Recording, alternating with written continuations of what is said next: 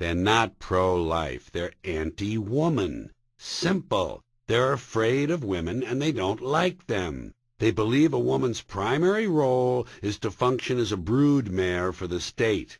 If they think a fetus is more important than a woman, they should try getting a fetus to wash the shit stains out of their underwear. For no pay. Pro-life. You don't see many white anti-abortion women volunteering to have black fetuses transplanted into their uteruses, do you? No. You don't see them adopting any crack babies, do you? No. That's something Jesus would do. And you won't see many pro-lifers dousing themselves with kerosene and lighting themselves on fire. Remember the Buddhist monks in Vietnam? Morally committed religious people in Southeast Asia knew how to stage a protest. Light yourself on fire. Come on, you Christian crusaders. Let's see a little smoke. Let's see if you can match that fire in your bellies. Separate thought here. Why is it when it's a human being it's called an abortion, and when it's a chicken it's called an omelet? Are we so much better than chickens? When did that happen? Name 6 ways we're better than chickens. See? No one can do it. You know why? 'Cause chickens are decent people. You don't see chickens hanging around in drug gangs, do you? No. You don't see chickens strapping someone to a chair and hooking up their nuts to a car battery. Huh? No. And when's the last time you heard about a chicken who came home from work and beat the shit out of his hen? Huh? Doesn't happen. You know why? 'Cause chickens are decent people. Back to abortion. The central question seems to be, are fetuses human beings? Well, if fetuses are human beings, why aren't they counted by the census? If fetuses are human beings, why is it there's no funeral following a miscarriage? If fetuses are human beings, why do people say, we have 2 children and 1 on the way, instead of saying, we have 3 children? Some people say life begins at conception. I say life began 1 billion years ago, and it's a continuous process. And actually, it goes back farther than that. What about the carbon atoms? Human life could not exist without carbon. So is it possible that maybe we shouldn't be burning all this coal? I don't mean to be picky here. I'm just looking for a little consistency. The hardcore pro-lifers tell us that life begins at fertilization when the sperm fertilizes the egg, which usually occurs a few minutes after the man says, "Sorry, honey, I was going to pull out, but the phone rang and it startled me." But even after fertilization, it's still 6 or 7 days before the egg reaches the uterus and pregnancy begins. And not every egg makes it.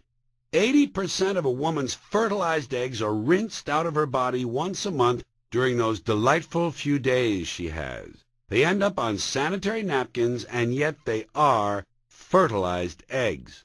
So what these anti-abortion people are actually telling us is that any woman who's had more than 1 period is a serial killer. I don't mean to be picky here. I'm just looking for a little consistency.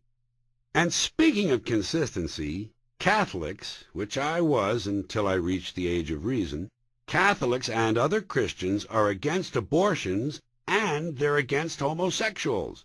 Well, who has less abortions than homosexuals?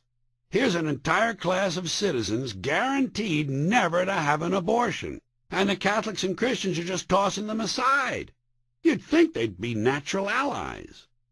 And regarding the Catholics, when I hear that the Pope and some of his holy friends have experienced their first pregnancies and labor pains and raised a couple of children on minimum wage, I'll be glad to hear what they have to say about abortion. In the meantime, what they ought to do is tell these priests who took a vow of chastity to keep their hands off the altar boys. When Jesus said, "Suffer the little children come unto me," pedophilia is not what he was talking about. He had something else in mind. One phrase that comes up quite a bit in abortion discussions is sanctity of life. Well, what about that? Do you think there's such a thing as sanctity of life? Personally, I think it's a bunch of shit. Who says life is sacred? God? Great. But if you read your history, you know that God is one of the leading causes of death, and has been for thousands of years. Hindus, Muslims, Christians, Jews, all taking turns killing one another because God told them it was a good idea. The sword of God, the blood of the Lamb, vengeance is mine. Millions of dead people, all because they gave the wrong answer to the God question. Do you believe in God? No. Bam! Dead. How about you? Do you believe in God? Yes.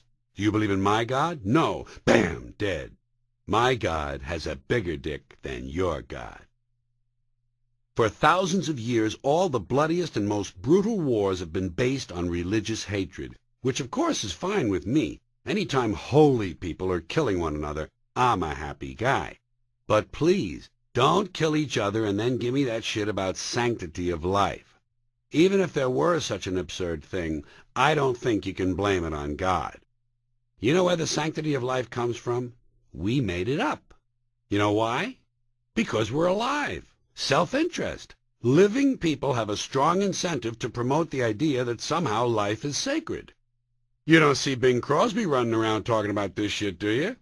You don't hear much from Mussolini on the subject. And what's the latest from JFK? Not a goddamn thing. You know why? Because JFK, Mussolini, and Bing Crosby are all fucking dead. They're fucking dead, and dead people give less than a shit about the sanctity of life. The only people who care about it are the living. So the whole thing grows out of a biased point of view. It's a self-serving, man-made bullshit story. One of those things we tell ourselves in order to feel noble. Life is sacred.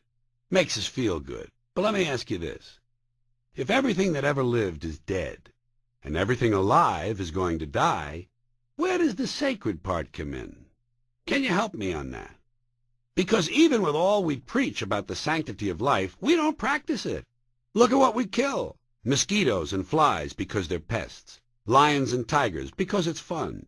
Chickens and pigs because we're hungry. And people. We kill people because they're pests. And because it's fun. And here's something else I noticed. Apparently the sanctity of life doesn't apply to cancer cells, does it? You rarely see a bumper sticker that says, "Save the tumors," or "I break for advanced melanoma." No. Viruses, molds, mildew, maggots, fungus, weed, intestinal worms, E. coli, the crabs, nothing sacred about those things. Just us. So at best, the sanctity of life is a selective thing. We choose which forms of life we feel are sacred, and we get to kill the rest.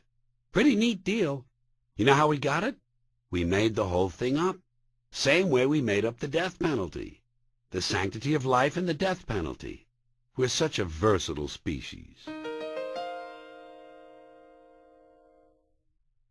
People often say, "That's a fine how do you do," when deep in their hearts they know it's really only a fairly good how do you do. There's actually such a thing as disposable douche, and I wonder, why would you want to keep it in the first place?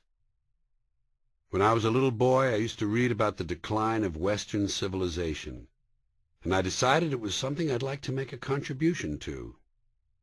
Have you noticed when you look in the top drawer of someone else's desk, there are always a few pennies in the pencil tray? I take them. In a package of bacon, underneath the neat horizontal strips, there's always one oddly folded piece that seems to have been thrown in at the last minute. You rarely see one oat all by itself.